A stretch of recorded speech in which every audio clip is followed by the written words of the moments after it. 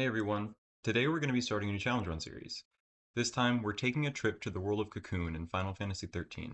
In the past, I've streamed a couple challenge run series on Twitch, like a solo character run in Final Fantasy V or a low level attempt of Unicorn Overlord that didn't really turn out super well.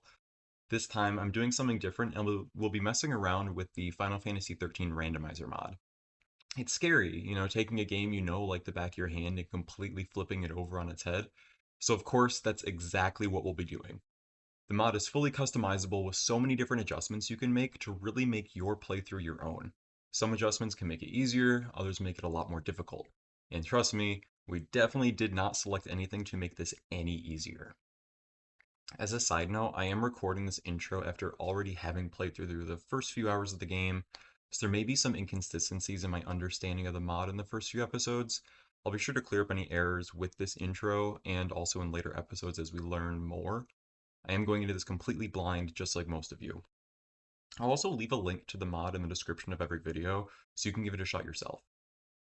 Now, before we jump in, let's go over some of the adjustments we're going to be making. First things first, the Crystarium. This is the game's progression system where you get points from battle known as CP, Christogen. Each character has their own unique Crystarium for each of their playable battle roles. Almost everything in the Crystarium is completely different from a normal playthrough. When you gain stats and how much you gain are random. The cost to level up, also random. When your rolls increase in rank and gain major boosts, random. You're noticing a theme here. The abilities unlocked in each Crystarium are by far the biggest change in the game. Typically, the commando role only unlocks commando abilities to be used by the commando. Instead, the commando can now unlock medic abilities that can be used if and only if that character can even be a medic. Looking at you, Saz. This last point was definitely an area of confusion for me, as I thought that if a commando unlocked an ability outside of that role, the commando could still use it. I learned this very early on, but still, if you hear me talking about it, just know that I eventually learned my lesson. Enemy stats are increased quite a bit, with some random variants. Normal encounters, while still easy, sometimes create a hurdle for us to jump over when we normally would just breeze right through. This stat increase and randomization also applies to the bosses. Any items we find, whether through drops, mission rewards, or treasure spheres, are also randomized. For treasure spheres, I will note that the items we receive from them will be of a similar rank to what we'd normally find. That means, we won't be finding any endgame equipment really early on. We still do find some pretty good and not so good stuff from the chests.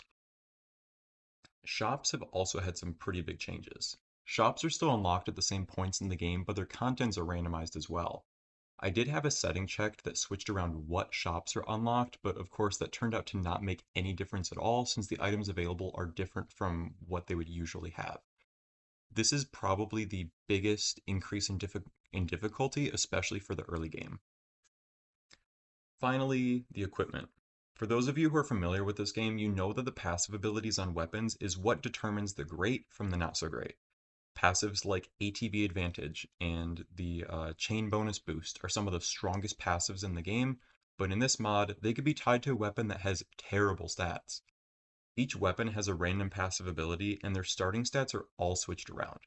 For example, Vanille's starting weapon has a magic stat of 0, with a passive ability that further weakens her magic attacks.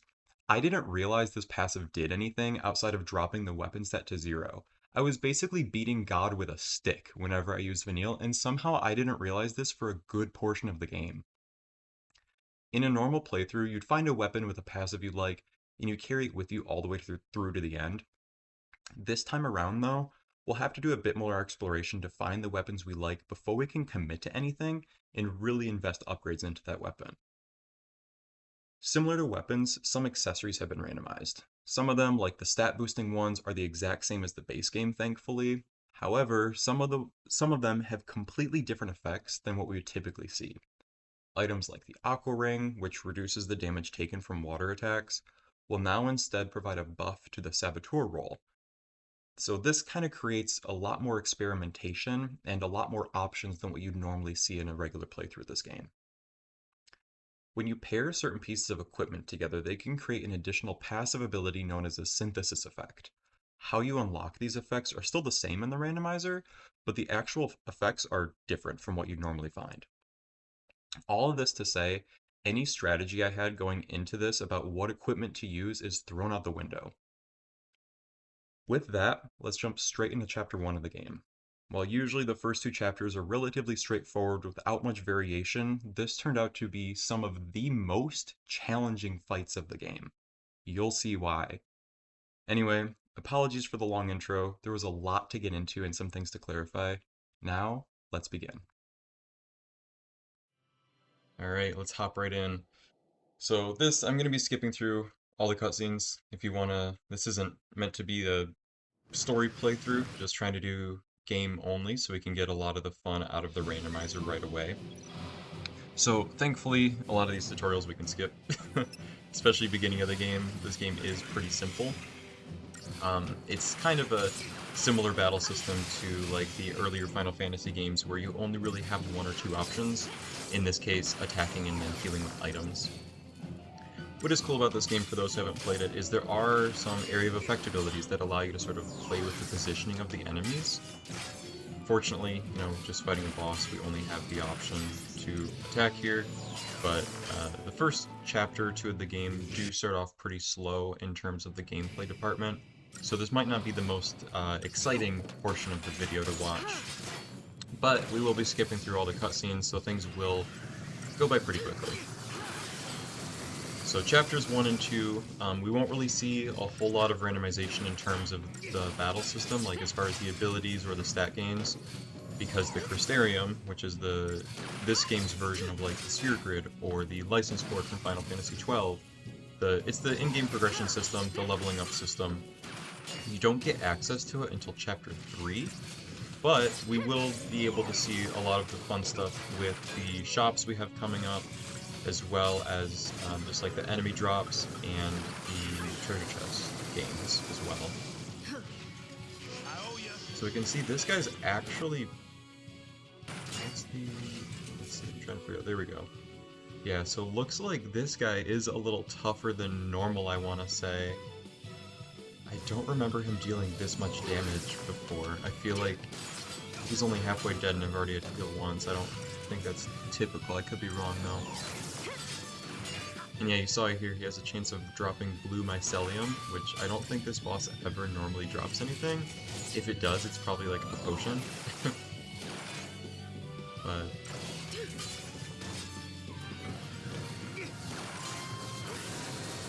yeah, I was testing out this mod last night, and I only got through chapter 1. I didn't even really get a chance to play with the Crystarium yet, so we'll be finding that out together of just how screwed this run could possibly be.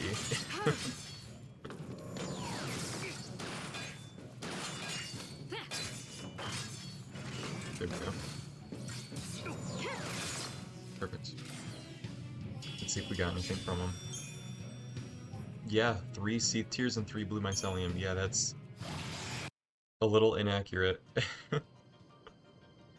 I'm excited to see just how powerful some of the drops can get eventually. Let's go ahead and change this.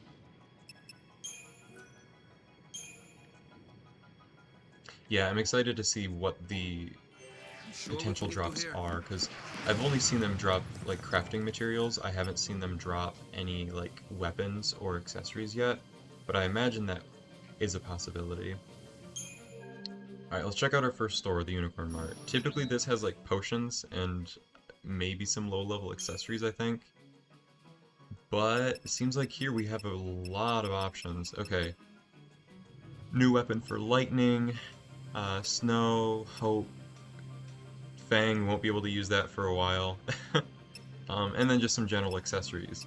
But what is cool is that some of these accessories have additional passive abilities. So like the Black Belt, for example, this is pretty standard. The resist physical 10%, that's standard for it. And I think for Shield Talisman as well.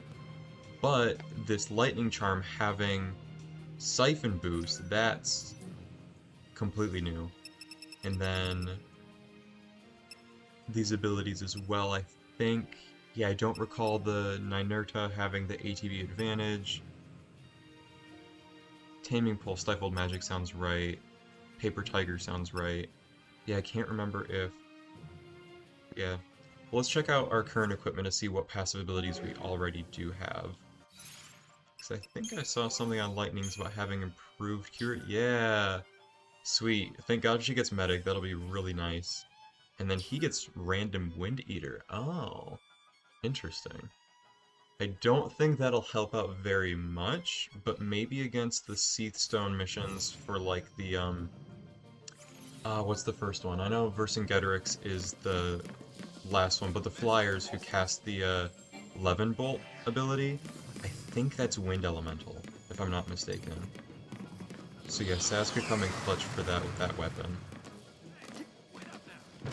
So a lot of these fights are not beneficial at all. I mean, we might get drops from them, but I'm not really overly concerned with that right now. My main goal is to just kind of speed through chapters 1 and 2 and get to the fun part when we unlock the Crystarium in chapter 3. But I will be picking up all the chests and checking out the shops along the way. I don't remember when we unlocked the second shop. I believe we're kind of stuck with the unicorn mark for a while. And I didn't see any potions or Phoenix Downs in the shop, unfortunately, so I'm a little worried about getting those at some point. So, I mean, we'll be fine once we unlock Medic in Chapter 3, but for Chapters 1 and 2, not having a reliable way to buy potions is going to be a little concerning. Because these enemies are doing quite a bit of damage.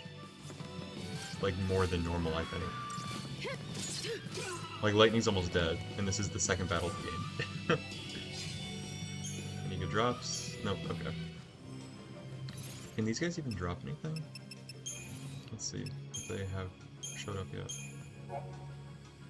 No, it doesn't say yet. Have to kill a couple more.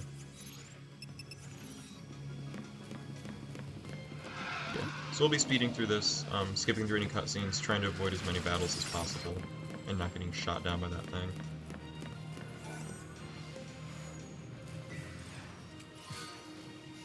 Okay, not useful right now. I was hoping for an accessory or something.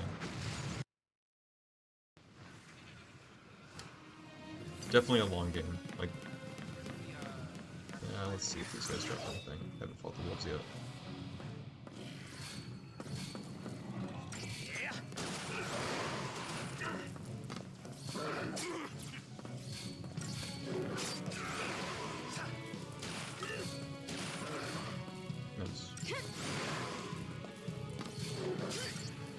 Yeah, so the stats of my weapons should be the same as a normal playthrough. I believe the only stat adjustments will be coming from the Crystarium itself. So this should be about the same, like, strength level as what's in a normal playthrough.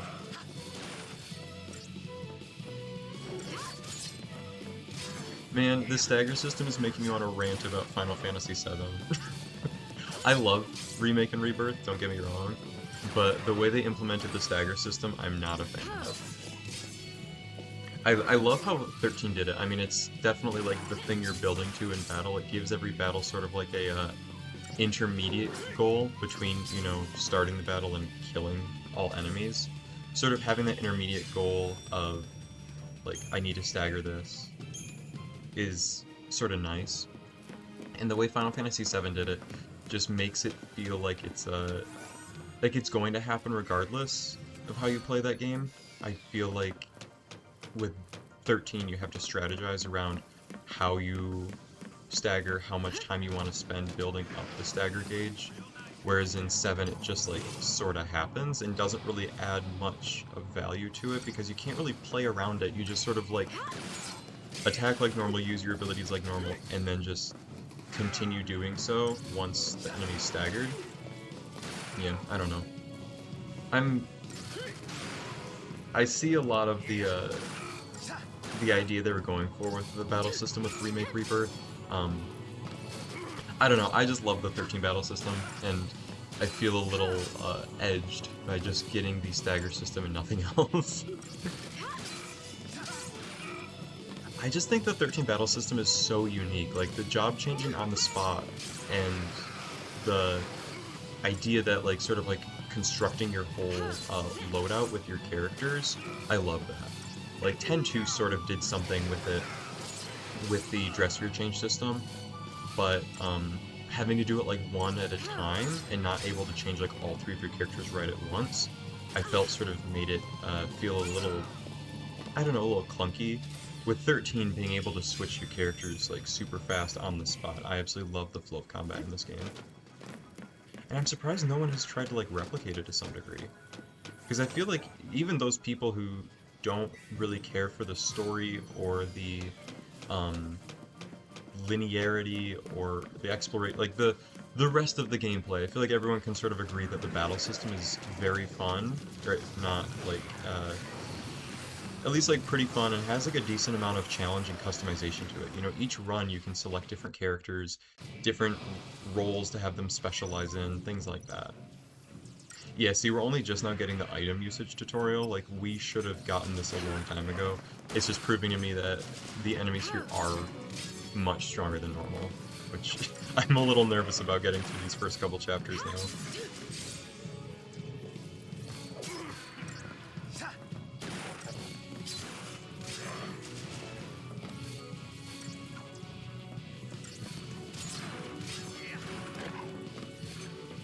Yeah, so not a whole lot going on here. I believe once we switch over to Snow, we'll have some more weapons and accessories to look at to see what all has changed.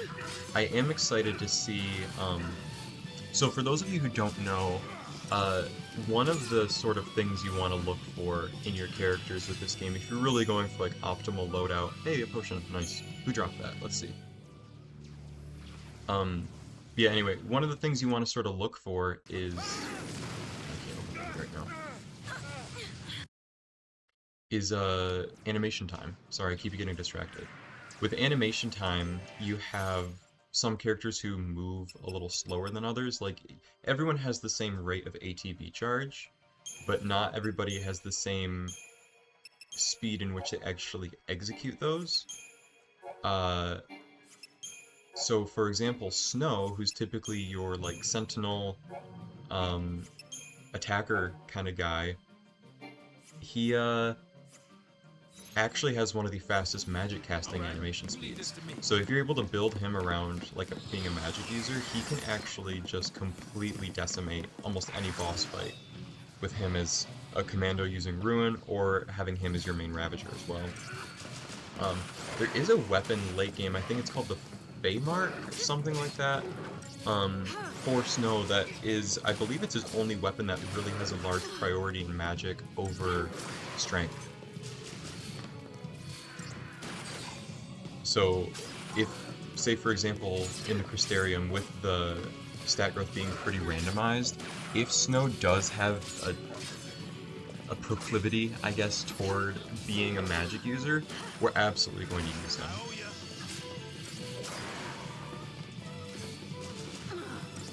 Let's kill this guy first. He's giving me some trouble. Those long-range guys without any sort of wind-up animation can get their attacks up pretty quick. At least with the wolves, they have to leap at you. That's one thing that shocked me about, like, the more I played this game, the more I realized the animation speed is actually pretty vital. Because you can play around that to stagger certain enemies at, like, optimal times.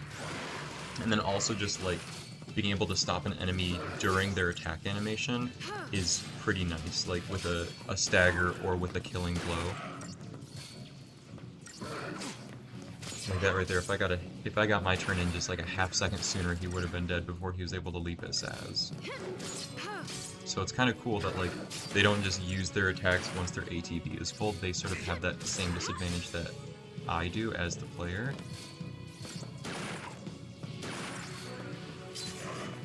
And also playing as like a Ravager, if you have like Flame Strike or Fire, you know, you want to kind of go in with all one or the other. If you kind of bounce around between the two, your character has like a pretty long wind-up animation swapping between them like that. So it's pretty important to like hone in on just one specific area. let's see, I don't think there's anything else down here. Is there? No. Okay, I guess I'll just hop over this way.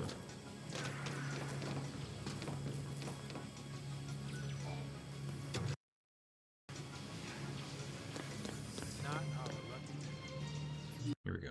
This is kind of the first, or I guess the second major boss battle in this game.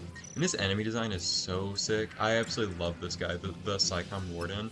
This enemy design is used a couple other times throughout the game, and they all just look so good. I absolutely love it. I don't know, something about like the shoulder pauldrons he has that sort of move as he starts using magic. The cape thing, the spear, I don't know, just everything about this design. I absolutely love the enemy design in this game. Yeah, this is actually kind of tough without having any Crystarium to rely on for abilities.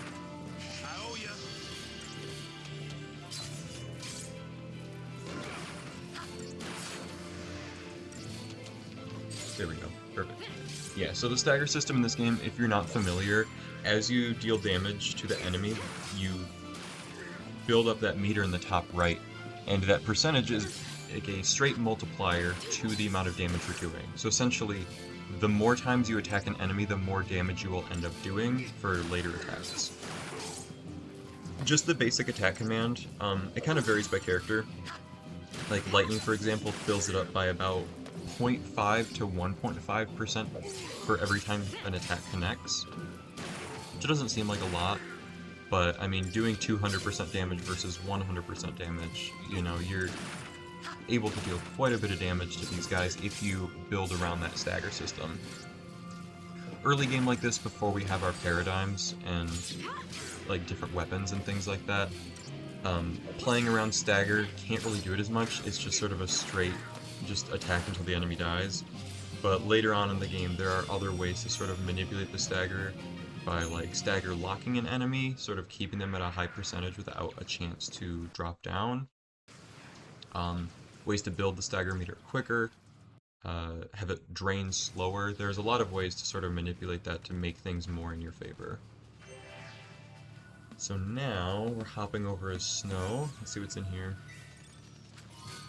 Iron Bangle. Nice! Okay, let's see if this has any cool passives. So Wild Bear has extends the target time for battles. Yeah, this is bullshit. That's pointless. Okay. That's unhelpful. And then doesn't look like Iron Bangle has anything, but we will go ahead and give it to Snow right away. Actually, no, I'm gonna save this for Lightning or one of the other two, like either Hope or Vanille, because they have some pretty low HP, and considering how much stronger these enemies are than normal, I'm a little concerned. Let's go ahead and save real quick. Oh, another thing I forgot to mention, I'm sure you might have noticed it by now, but I have my run speed on my characters increased quite a bit. This is another feature of this mod. You can have your characters run quite a bit faster. I sort of did that because this isn't a story playthrough. I mean, I've played through this game at least a dozen times now, and right now I'm just trying to mainly focus on battles and exploration, so I figured, you know, I mean, let's walk down these hallways a little bit quicker, right? Later.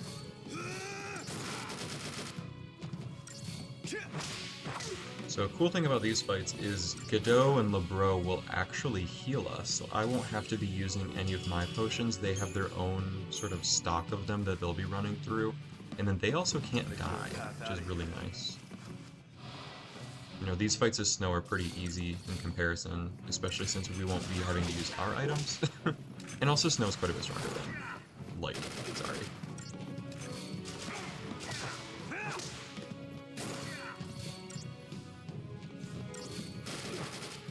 There we go.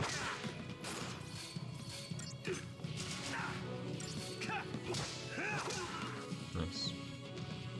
Yeah, I think that potion drop from earlier was actually a scripted event, because I haven't seen any more come through. I've just been seeing a lot of crafting materials. What's nice is we keep getting this one Rhodochrosite. It might be good to sell. Let's see, I think these components are pretty... Yeah, this, it's a transformation catalyst, so anytime we reach the max level on one of our pieces of equipment, we can use those catalysts to sort of upgrade it again to a higher tier. I don't think rotochrosite has much use though. I think it's for like a few specific accessories that we probably won't be using this playthrough. But, I mean, we'll see. We'll hold on to them for now, but that can be a good source of early guild for us.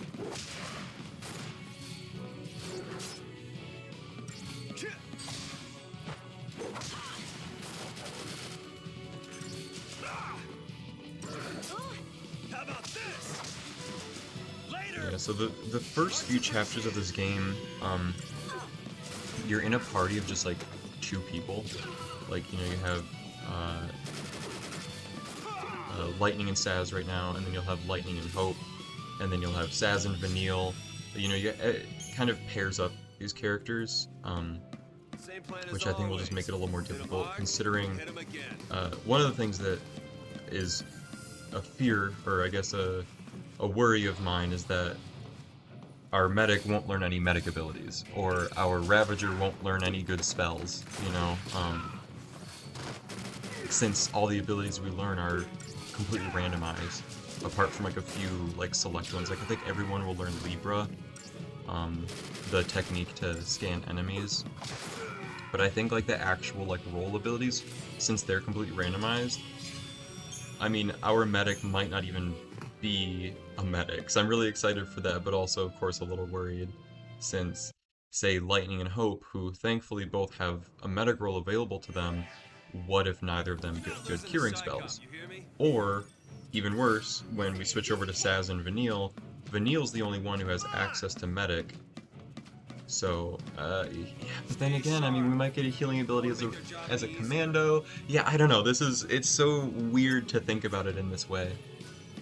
So, anyway, we got a new accessory. I think it was the power wristband. Let's see if this has any... Yeah, it has a strength boost. Yeah, that's actually pretty nice for early game like this. No additional passives on it though, but that's alright. Let's skip over these guys. Yeah, I mean, the components that they're dropping are nice, but I mean, I would rather farm enemies later on when I'd be earning, like, experience to go toward the Crystarium. I'd rather just power through these guys and sort of get these early chapters over with.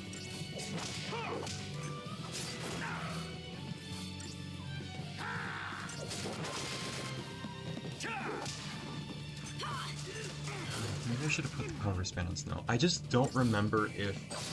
Like, if I were to equip something on Snow here, can I... Like, when Party switches over to Hope and Vanille next, can I remove the power wristband from Snow, or is it stuck on him until he's back in my team? I can't remember how that works. It's been a while since I've played these early portions of the game.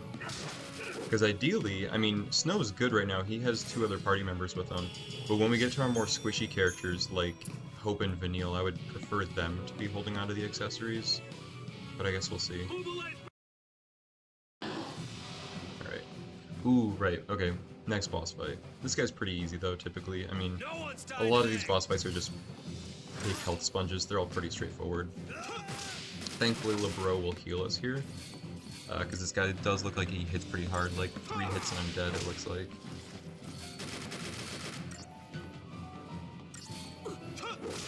See any good info on him yet?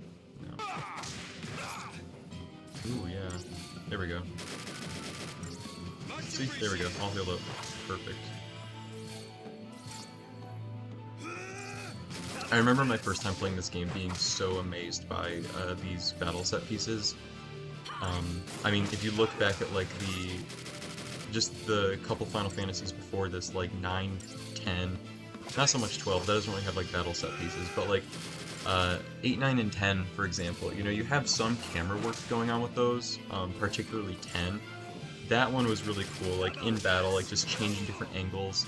I just remember the one Sin Spawn you fight right outside Kilika Temple, like when you swap over to target its tentacles instead of its main body, you know, the camera kind of panning over and like looking up at the target. You know, I thought that was pretty cool. So the camera motion in this battle system I absolutely love. I think it's really cool, the dynamic angles that it gets without you really having to take over anything.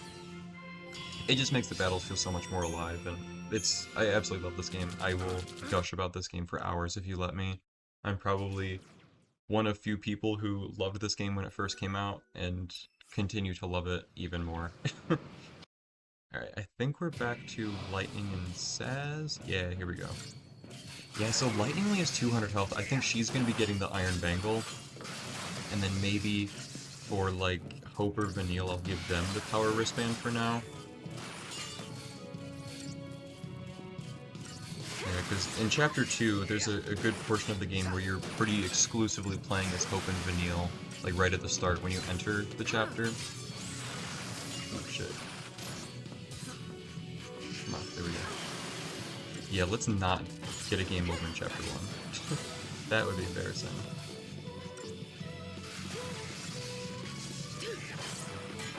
Also, this song's so good. The music in this game, especially the battle themes, so fire. I've been playing Theatrhythm again recently, the new one, Final Bar Line for Switch. And for those who don't know, it's a rhythm game with Final Fantasy music, and it has some like RPG elements, like you level up your characters, get new equipment, stuff like that. Actually, I don't think there's equipment in Final Bar Line, just skills. Yeah.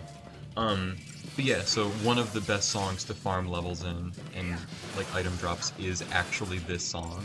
So I've been playing this one basically on a loop for the past like month, and my boyfriend hates it.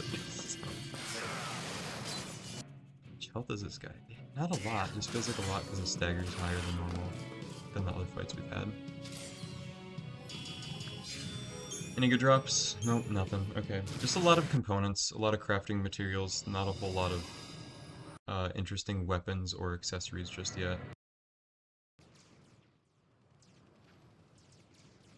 So now I think this is... Okay, yeah, we're back to snow. I think this is right after Hope's mom dies. Spoilers, I don't know. I'll be talking about some of the story in this game, not a whole lot. I mean, just considering we're skipping a lot of the story, there's not really a whole lot to talk about. But to fill empty space, I might bring up some plot points here and there that I really like. One I don't like is Hope's mom dying. I think they could have executed that one a little bit better. There's just like a disconnect, I feel, between like so many problems in this game between characters could be solved with like just talking for a minute. Like Hope and Snow have a chance to talk about it, but like I mean, I get it, Hope's a 14-year-old kid, but I feel like the revenge plot against Snow drags on a little bit too long, and then it just sort of like drops the moment you reach Palimpolum and get like the context to it, like, and then Hope's character growth is just sort of done. Like they do a little bit with him when they first get to Grand Pulse, and like you have the fight against Alexander, but like I feel like his character was really given the short end of the stick in this game. Like just absolutely like they sort of had an idea of like making Snow like this flawed character by like having a big loss right at the start of the game with Hope's mom's death, and like him sort of like not really being the cause of it, but sort of giving into that blame a little bit. And like I like that, you know, really knock this dude right on his ass at the beginning of the game, make him feel like he can't save everybody, especially after losing Sarah. I think that's a really good way for the story to give us that, even though we don't know who Sarah is, like we still have this sense of loss for Snow. But from Hope's perspective, I don't think that story was executed very well between the two of them. Because I mean, I love Snow. I think his character in the first 13 is pretty good. I really like how he's this like flawed hero, and right from the beginning he's a flawed character. Like you don't learn that later on. Like it's right at the beginning you learn that like his arrogance really does get the better of him, and his overzealousness of like wanting to save and help everybody is impossible, you know. And like having that attitude is just not very productive, I feel. Especially when like the world is out to get you, like in this game. Sometimes you have to understand that like you can't save everybody or you can't do everything, and like watching Snow sort of learn that is a really cool character development for him. Alright, let's see the... Yeah, we'll get rid of the Warden first. That'll help here. Quick 2-hit combo. Here we go.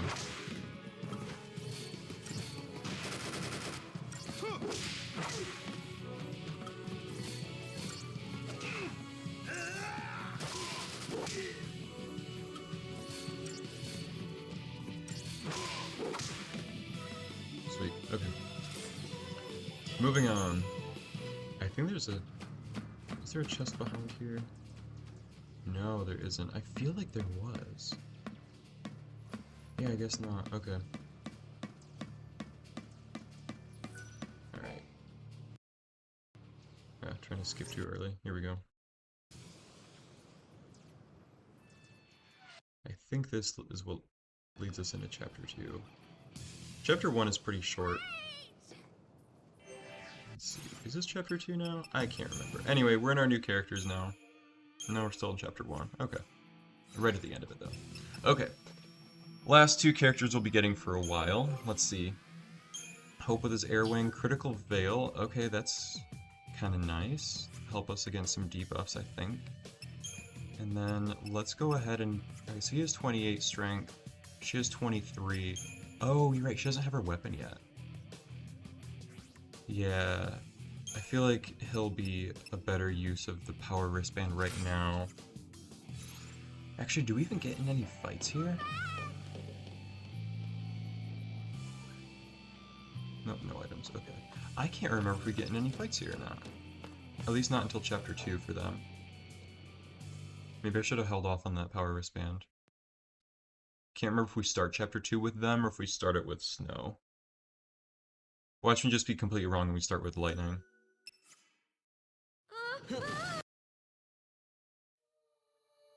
Alright.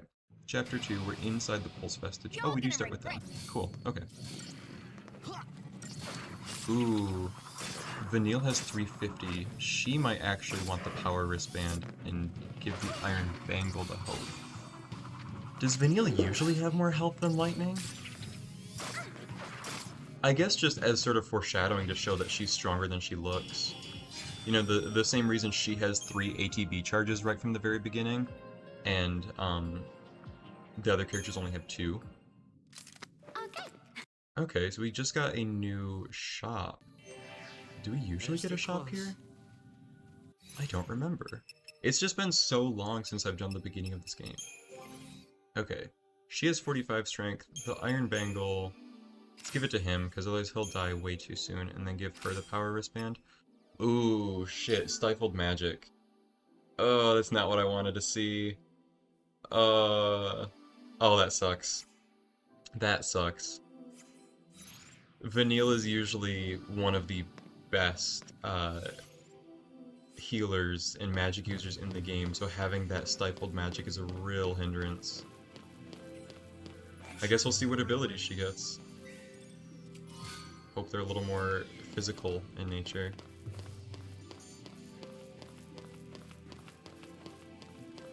Hopefully we get new weapons soon. Yeah, this movement speed up is actually a little a little funny because the camera can't quite keep up. Oh shit. Alright. Oh, this is easy. Yeah, I guess the game still assumes that you don't have accessories here, so it makes the enemies just like 1 or 2, considering Vanille and Hope are usually the 2 weakest physically. But with the power wristband and everything, these battles should actually be quite a bit easier, despite the enemies being stronger than normal.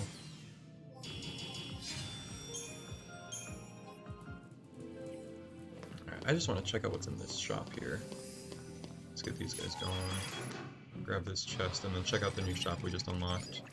Usually that shop, Lenora's Garage, that's the one where we would typically buy all of our, like, crafting materials. Some really good components are usually found in there. So I'm nervous to see what is in there, because if we don't have a reliable way to purchase a good amount of components, that's really gonna, you know, make things a lot more difficult. Oh, Magician's Mark, okay. This one, is this the one that boosts magic attack? Yeah, okay. No additional passives with this one, though. But that is a good one, especially this early on. I thought this place was supposed to be empty. I thought the shop was up here. Oh, it's down on that first floor. You Let's realize go we back. die here? Alright, let's check out this new shop.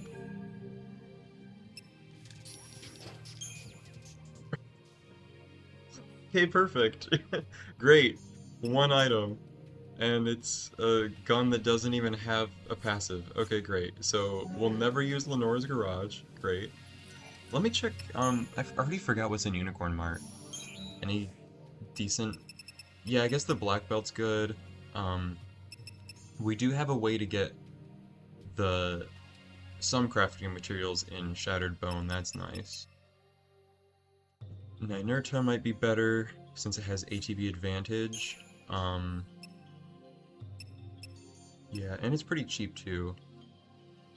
Lower strength than the Air Wing, but I think it'll have a higher magic growth potential, and also Critical Veil is just not useful at all. And then, yeah, interesting. Okay. Yeah, that really sucks about Lenore's Garage. I didn't realize that the number of items could change as well. I just sort of assumed that, like, it still maintained, like, the same number of potential purchases. Yeah, that sucks. Anyway.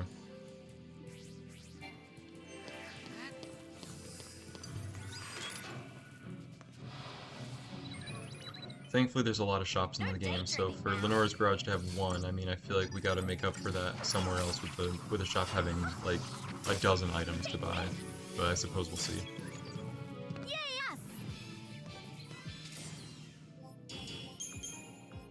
Alright. What's in here? Anything good? Nope, just a lot of crafting components. Which, I mean, I'm not complaining about, considering we don't really have a reliable way yet to purchase them. So I guess farm them now while we still can. You're gonna regret this. It's these guys, but yeah, those are good ones. Chocobo Plume Medicinal Oil. Chocobo Plume's pretty good. Is that the one that I can sell for a good amount of gil? I can't recall.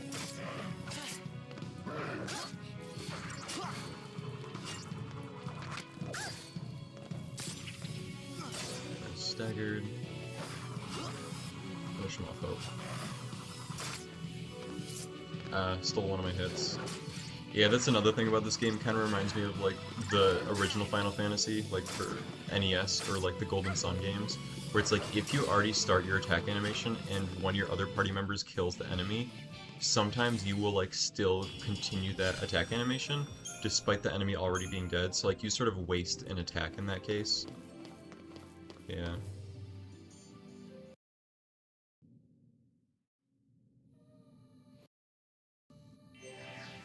Alright, back to this boy.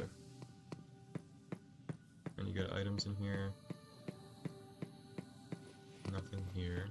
Just something in the middle, maybe? Can't really remember. It's just been so long since I've done the early game of this, where I don't remember all the chest placements.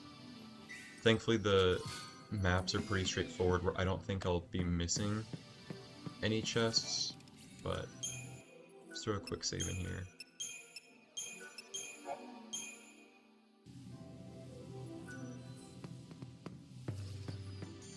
Anything over in this area? Nothing here. What about this side? Nope, okay.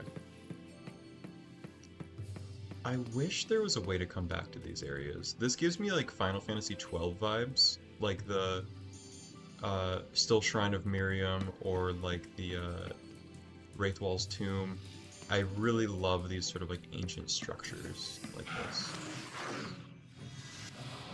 Yeah, 12 and 13 have some really cool locations. Just the diversity between them all. 10 has some really beautiful locations as well, but they're all sort of like a similar theme, you know, with like the tropical locations. And then like later in the game you get some variation in like the Makalania, the Mount Gagazet, that type of stuff. But every single area in 13 just looks so unique. Like there's a couple areas, like I think there's like the 7th arc wherever you go in like chapter 9 or 10. Like obviously that looks pretty similar to this Vestige, but like that's really the only location I can think of that sort of like has a repeating design.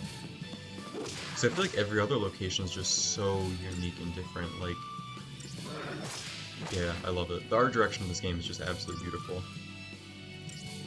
How about this? There we go.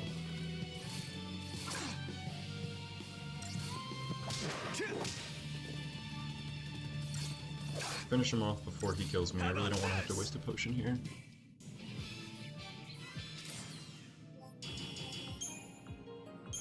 Nice, both drops. It's good.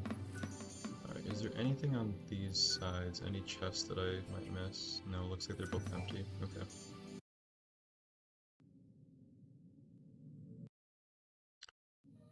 Skip through all this. These early chapters are just very, very plot heavy. Okay, let's see. Do I have any? Folks could learn a thing or two about interior Nope, design. no shrouds. Okay. I'm wondering if I'm supposed to have any shrouds by now. I'd imagine so, considering there was the tutorial. But ooh, I should have saved the iron bangle for lightning. Damn, I knew I had a plan. I had a plan, because in this game, if your leader dies, you get a game over. Weird design choice. Thankfully, they fixed it in the next game. But yeah, if your leader dies, it's an instant game over. So I really should have saved the iron bangle for lightning. Damn. These battles are gonna be really, really tough. These guys do a lot more damage than normal. I don't feel like their health is that much more than normal, but the amount of damage they do is really increased. And it seems like they're almost exclusively targeting lightning. No, this guy's going after Saz. Alright, that's nice. Gonna try not to use a potion here. I think I can maybe take 3 or 4 more hits. So it looks like they just did 15 to me and then 16 to Saz. Another 15 to Saz.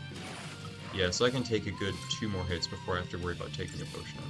But I might do it just in case. Come on. Oh, thank god. Okay. Yeah, I just need them to split up attacks like that, because if they're all ganging up on me, that's trouble.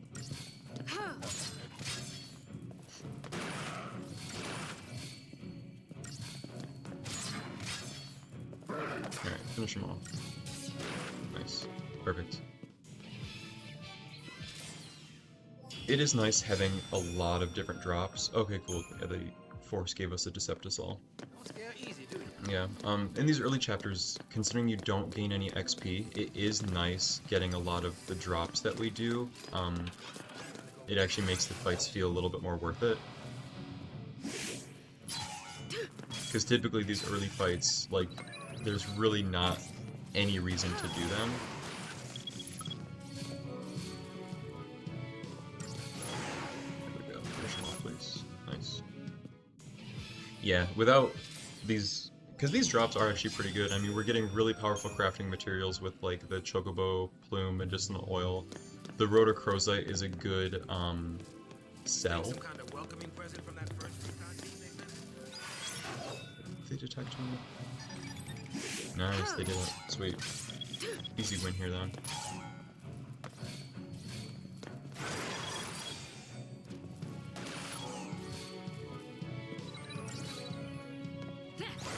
Maybe I didn't need the Iron Bangle for lightning. I will want it for the fight against Anima. Hopefully I have a chance to swap it off of Hope before that. I can't remember if I... Oh, nice. 3 rhodochrosite. Yeah, that's powerful. This is some good money for us right now. Skip this guy. I don't think he dropped anything good, did he? He was pretty tough the first time I fought him. I had to use a couple potions, so I'd prefer not to, Tilter? Yeah. Any good drops? Ooh, Cobaltite? That's good. Yeah, those... So, like, the rhodochrosite, Cobaltite, that type of stuff doesn't always have a use, because it's used for, like, very specific weapons and accessories that you might not even, like, have, like, want. But they sell for so much gil, especially this early game where we don't have, like... Because I think some of these chests that we've found so far should be giving us gil, but in this case they're just not, because the randomization of it. let's take one more hit. Heal up. There we go.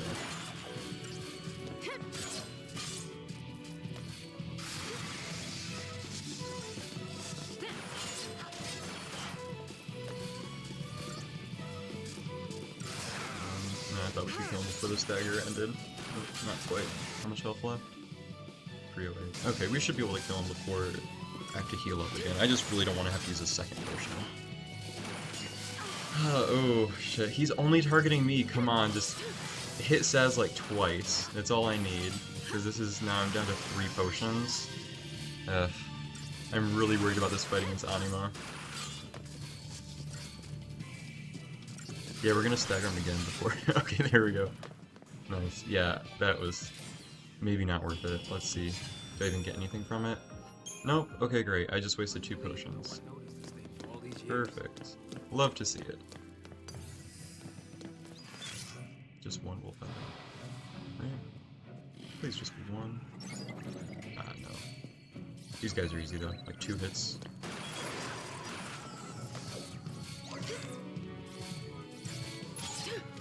There we go. Okay.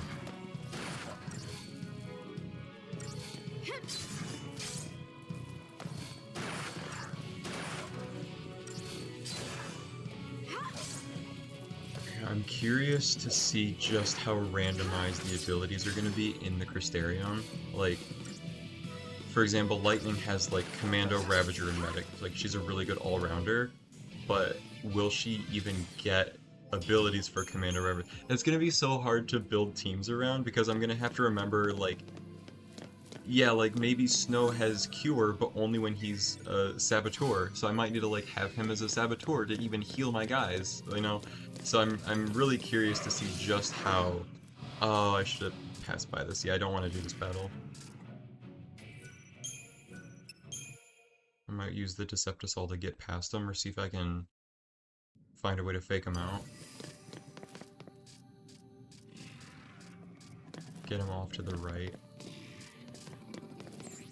Maybe I just use the Deceptisol to get through here. Because I really don't want to have to be using 2 more potions, potentially 3 more potions on these guys, because that would be everything. If those things are... Like, I need to be saving this up for the boss fight coming up. Thankfully, this is the last boss before we start unlocking roles, so... Alright, anything over here? Okay, looks like there's one in the middle, one treasure over there. Let's check it out.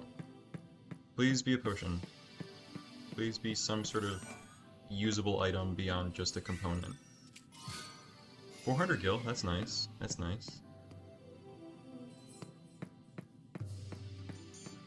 I don't think there's one over here, but let's just check it since we're already here. Nope, okay. Yeah, Gil's nice. I mean, we have 600 now, considering the Gil income in this game is a little weird because it sort of expects you to be selling stuff.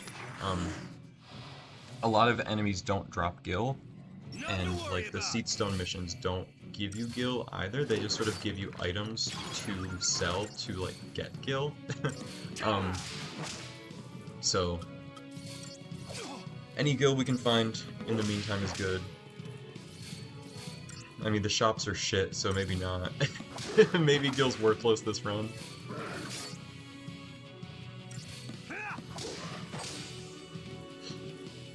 Almost there. Should be able to finish Chapter 2 in under an hour. No problem. Yeah, because if we can get this first episode out for Chapter 1 and 2, that would be nice, then start next episode right with Chapter 3. Actually get into the more unique, fun parts of the gameplay.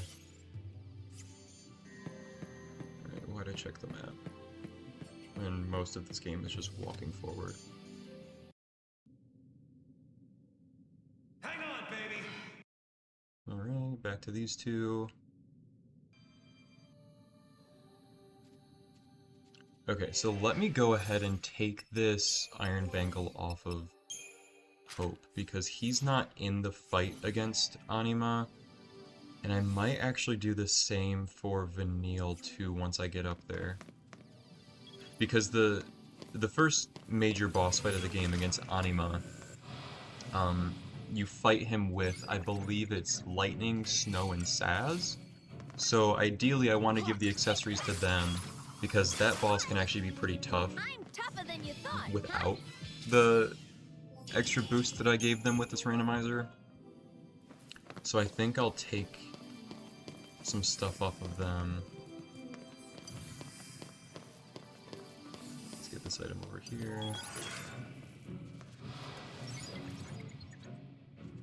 No daydreaming now. Alright. Almost there. Yeah, let's clear this battle and the next one, and then we should be at a point where, because I think there's one more enemy behind me, and then I'll take the power wristband off of Vanille as well. Oh, a gold bangle. Oh. How much is this? This is 100? 250? Damn. Okay, here we go. Yeah, so this is the upgrade to the gold bangle, the direct upgrade to it. So yeah, I'll keep the... Huh. How do I want to do this? Let's keep it unequipped for now. Because what I think I'm going to want to do is give the gold bangle to Lightning, because she'll be the main... She'll be the leader for that fight against Anima. So we'll do the gold bangle for Lightning, maybe the iron bangle for Saz, and then the power wristband for Snow, because I think he already has the highest strength. And I guess let's just, you know, make him an all-out physical attacker for this first fight.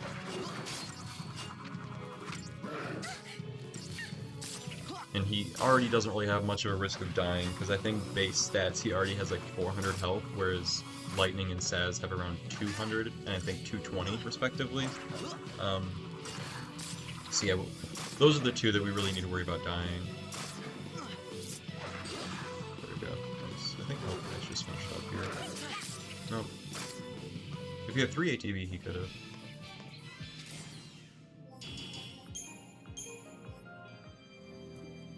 Alright, let's go ahead and just unequip this right now. There we go. Because I think the boss fight's coming up here. Do I have more fights with them? Like just this one. Let's throw it back on for now. Get through these fights quicker. Ooh, did I get preemptive? Nice. Sweet. Yeah, I'm really glad I didn't take that power wristband off now. Or I guess put it back on. Really get these guys out of here soon. Alright, hope. Come on. There we go. Almost lost that.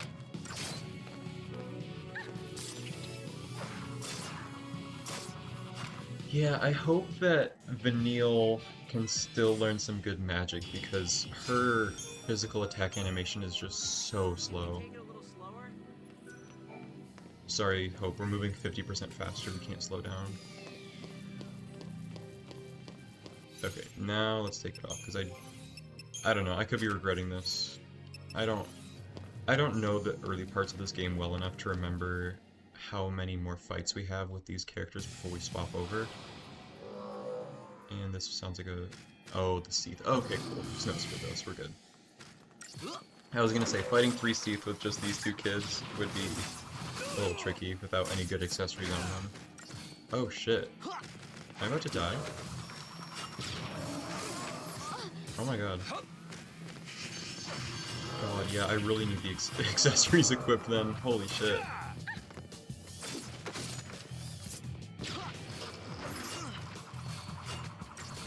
Vanille's coming in clutch here though with her 3 ATB. There we go. Sweet. Had to use 1 potion, that sucks, but maybe I'll get some as a drop here before the boss. Nope, okay. Here I was thinking the game was going to be kind to me. This is actually kind of shaping up to be much tougher than I was anticipating, especially for these first 2 chapters. I just assumed that the game was pretty easy and straightforward for these first parts, just because they sort of have to be, because you don't really have many customization options. So let's go ahead and do this. Their strength is just so low. Maybe I should give one of these to Saz just to get these fights over with quicker, because they both have some pretty low strength stats.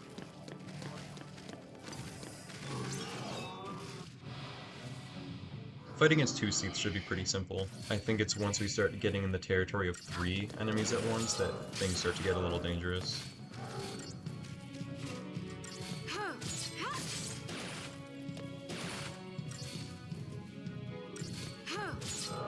Because right now, ideally, one targets Saz, one targets Lightning, but once we have 3 enemies, and it's like, if one character gets doubled up, it's just over. Like, they can't keep up. Health too low, no good reliable healing. Yeah. Because how many potions? We only have 2 left. Shit. Yeah, I need to save these for the boss fight. If I get in a battle where I have to use a potion, I'm just gonna have to retry and hope for better RNG.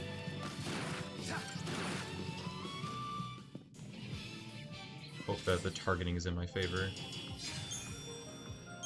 I just need, like, something to drop potions. Or, like, a chest with a couple potions, please. Flame Bane Brooch. Let's see. Yeah. Barfire, that's pointless. That's might be good for, like, the Juggernaut enemy, but otherwise that's very pointless. Alright, is there anything down here, or is this where I came from? Yeah, I already came from over here, because that chest was collected. Okay. Just want to make sure. Skipping cutscenes, I'm sort of losing a sense of direction here.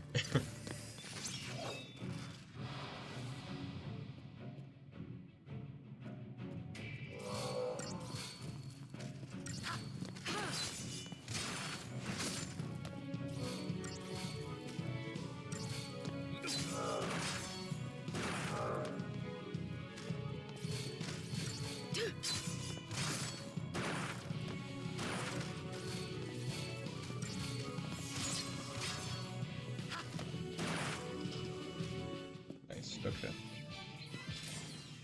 I think I've only been getting chipped fangs from these guys. I don't remember if they also have a rare drop as well. If they do, it's probably not anything. Let's just check. See if these guys are worth farming at all. Strange fluid, yeah, another crafting material. I wonder if I can get items or weapons, I guess just like, or equipment in general, as drops from here. Oh no, is this 4? Okay. It scared me. I saw 4 Seaths on my screen at once. I was worried that I was gonna have to fight all 4 of these 2. Yeah. Those 3 against that I fought with Snow, Hope, and Vanille, that was kind of my limit of strength at this point without having to use even more potions. And that was with 3 characters. Yeah, that's no items there. We'll just run up here and fight the vampire.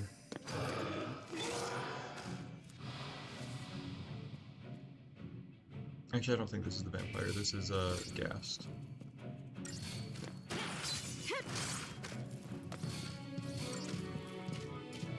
Yeah, that gold bangle was a really nice find, because lightning with 450 health, that we're not getting a game over unless stuff really goes bad.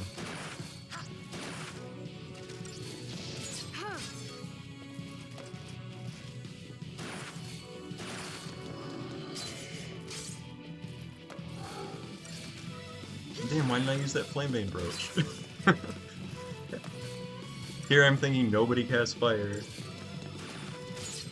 I don't remember what spells Anima uses, because if he uses fire, that Flame Bane might actually be good.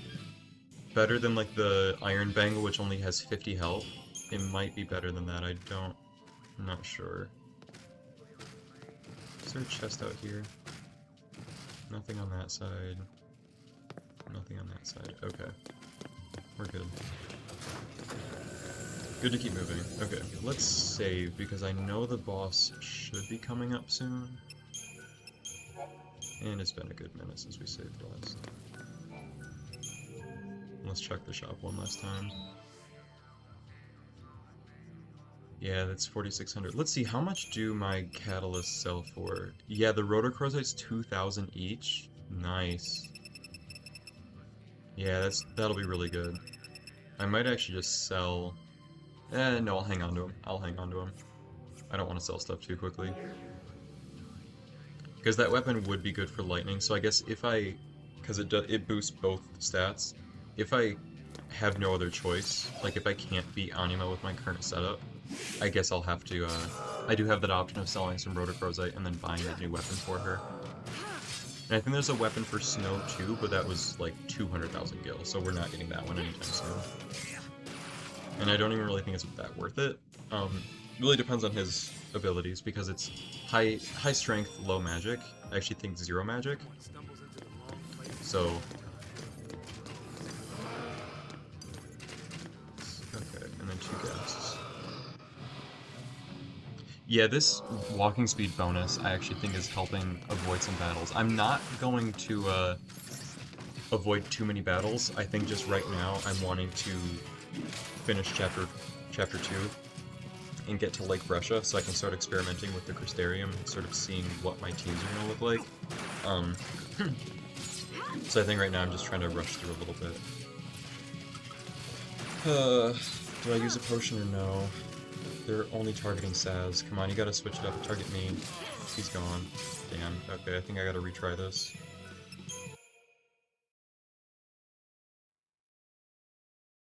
This might be a little block.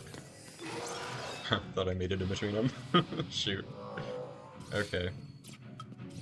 Let's go full attack. If I can clear out one of these before Saz dies, we're perfect.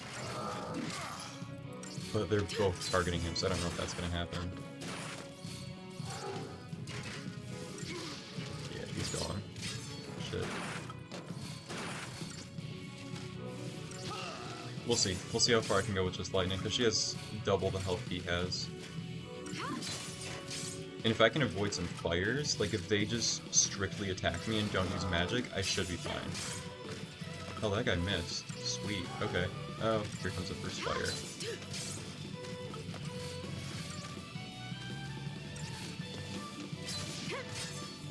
Yeah, I'm not gonna be able to. Shoot. I might end up... Yeah, if Saz gets targeted by both of them, there's nothing I can do.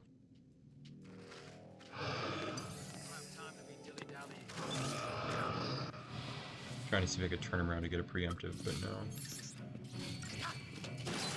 Yeah, I'll just use a potion on Saz if both target him again. One's targeting lightning, so this... Oh, sweet. Okay, one on Saz, one on lightning. This might actually be ideal. I might still have to use a potion, though, because these guys are hitting me hard.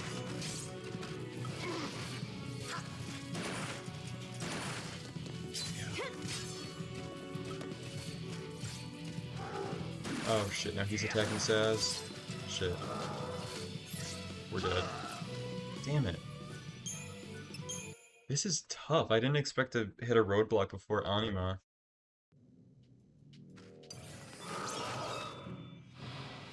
If only I could weasel my way in between the two of them, that'd be so nice. I do want to keep the power wristband on Saz, though. I don't think that extra 50 health from the Iron Bangle's really going to be doing a lot here. So they're both targeting me now. I need one of them to swap to Saz.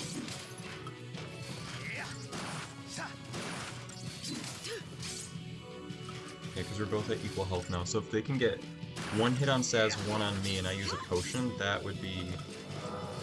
Okay, well they're using fire on me, I gotta heal up.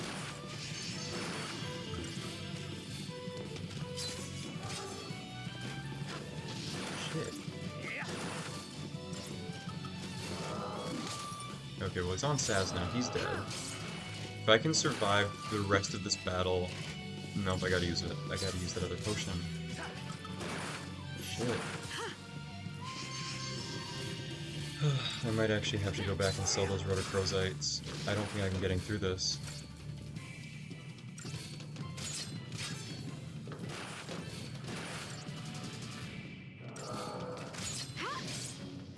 Yep, I'm not getting through this. they're specifically targeting me and not Saz. Because if he switches right now and starts targeting Saz, I can do it. Come on. Come on. Yeah. Oh? Maybe. His attacks are pretty slow. Oh! Nice. Nice. Okay, I had to use that second potion, though, which really sucks.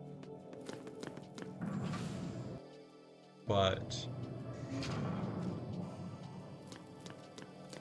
yeah. Huh. Okay. But I do have a save from earlier before I used those potions. So if need be, I could try a different attempt to see if I can get through that fight with the better weapon for lightning without having to use a potion. Okay. So, we have Power Wristband on him. I guess we'll swap this over to the Iron Bangle, and then for Snow, give him the Power Wristband. Yeah.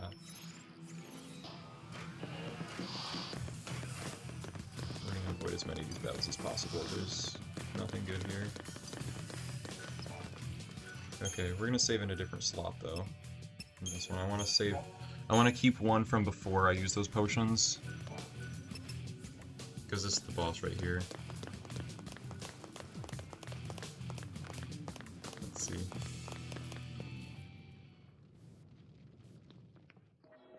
Alright. Let's go for it.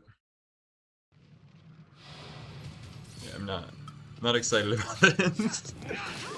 Having absolutely no healing for this first boss is really gonna suck. This is all gonna come down to RNG to make sure all the right people get targeted.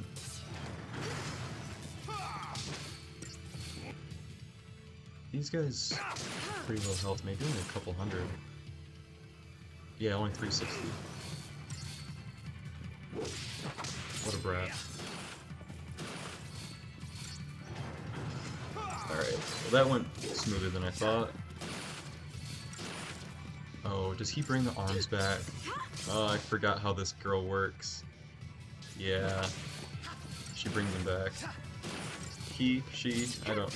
I'm so used to calling Anima she because of Final Fantasy X, but I don't think Felsi really abide by traditional gender representation, so I'm gonna go with they. Oh shit.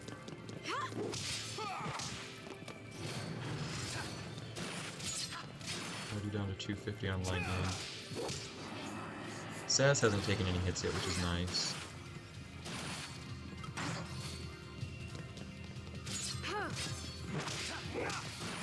I could try this with a stronger weapon for lightning. You know, without having to go back and try that Seath fight again. If I can't do this, I do have a couple options. You know, I can try to go back and not use the two potions, maybe only use one. I can go back and get a different weapon for lightning. Yeah. Because this fight is not... He's only down 1300 health.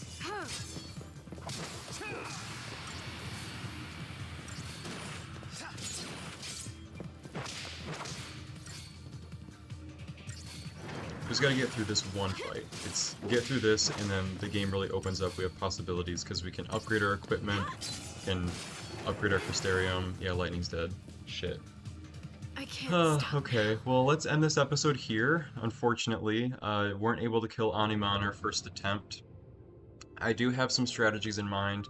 I'll go back and see if I can defeat those Seath without having to use the two potions.